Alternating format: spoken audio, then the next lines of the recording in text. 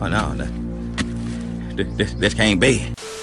Hey guys, welcome back to the channel. It's your boy G7. I just got finished reading chapter 1095. Someone please tell me why Kizaru literally states in this chapter, I can't get up, I can't move, like he's done for, like he's not knocked out. He still has a level of consciousness. He could talk, but that's all he could do. He can only talk. He can't move. Luffy defeated an admiral finally. And I was saying that was gonna happen. I was reading comments and people talking about, no, that punch was nothing. Kizaru ate that. He's gonna get up next chapter looking clean. No, the fuck he's not. I even said in the last video I did that both him and Luffy, they're most likely not gonna be playing a big role in this chapter. And look at what they've done. Luffy is knocked down because of Gear 5th running out, but Kizaru's knocked out because Luffy knocked his ass out. Like I'm saying, the Admiral agenda gotta be put out of hold right now, because as we can see where the story's leading us, we're getting past dealing with the Admirals. We got Holy Knights to deal with, and we got the Gorosei. Now it's confirmed that the Gorosei are no joke. They actually are kind of like, they're pretty much monsters. Then I think we could lower the Admirals and realize like, our real adversaries are gonna be dealing with them and the Holy Knights, because Saturn is no joke. As we can see in this chapter, he stated that he could have easily just dodged Bonnie's attack, but he purposely decided to get stabbed just because he can. He healed himself instantaneously and knocked out both Bonnie and Sanji without even moving. He didn't even move. He just had to stare at them. His aura was so strong where he was able to knock down somebody who's on the level of a Yonko commander like nothing. And the thing is, he can't even move after getting knocked down. We just see blood gushing from his mouth, and that's it. He's stuck on his ass. And I gotta say W Frankie, because Saturn was not playing any games. The second he seen the opportunity to actually kill Luffy, he took it, but Frankie came in clutch and he punched Luffy out of the way.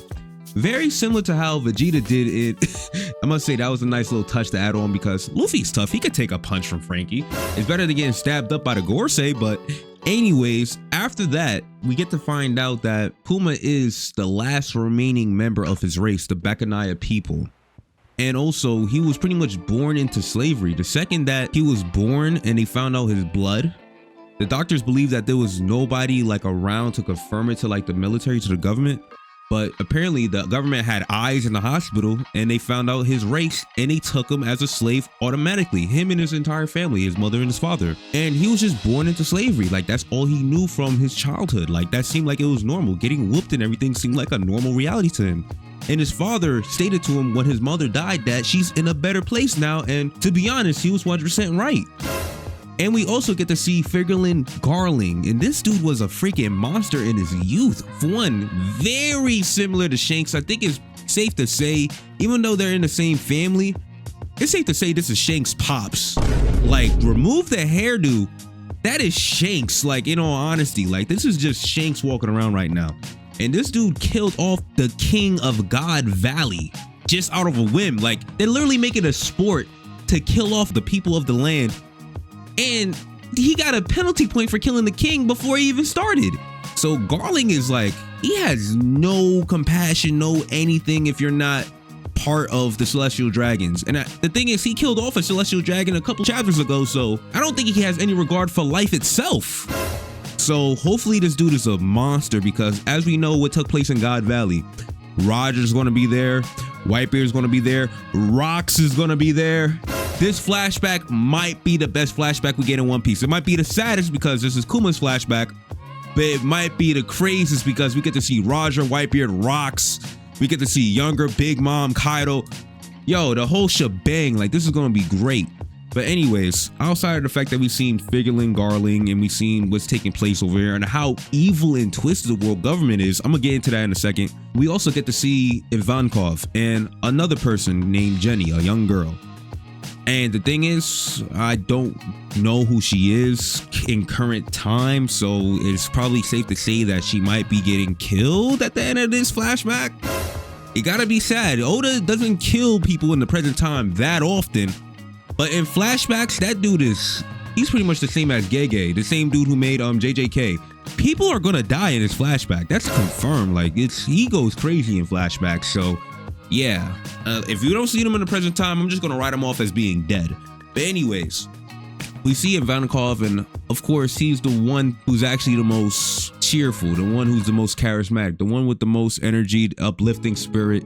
And that's something that Kuma's gonna need, and that he's probably the one who actually recruited Kuma to the Revolutionary Army. And man, all I gotta say is in regards to the chapter is, yo, the agenda is over. I don't wanna hear nothing about admirals versus Yonkos ever again, bro.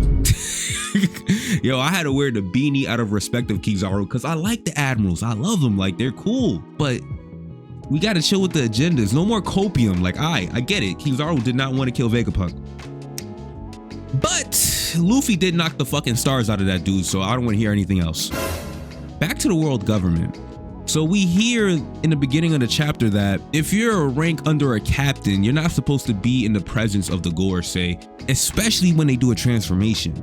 So he orders anyone under a captain to get the hell out of there. So everyone who's above a captain most likely probably knows about this transformation, knows that the Gorosei are able to do these kind of things to some extent, especially if you're a vice admiral or an admiral, which makes me question the morality of a lot of these Marines at this point, because you can hear how Saturn talks about human life and taking away human life.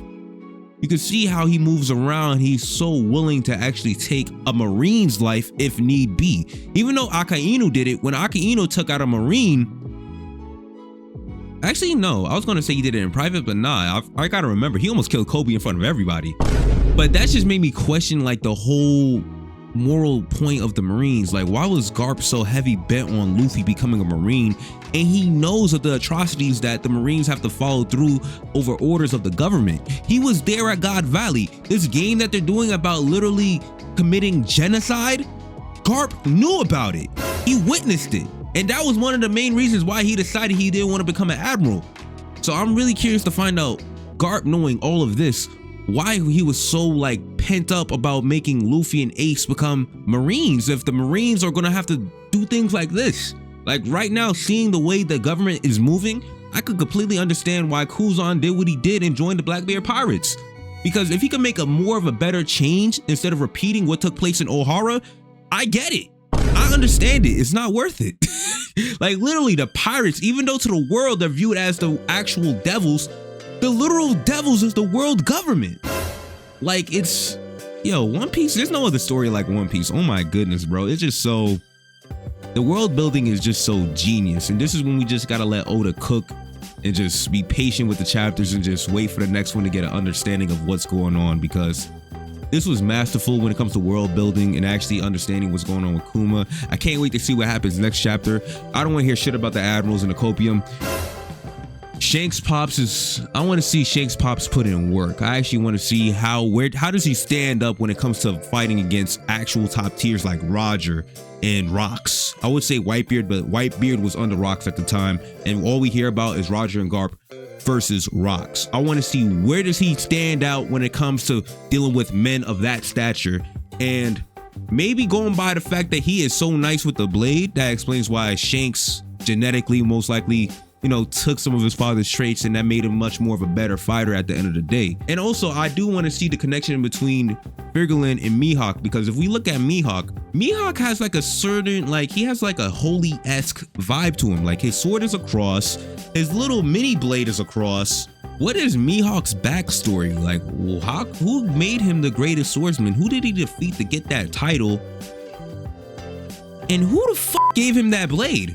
That blade is considered the strongest blade in the world, and he's been carrying that blade since he was pretty young. So I don't think he just randomly found it. Who gave him that blade? Who gave him that title? Who did he beat to get it?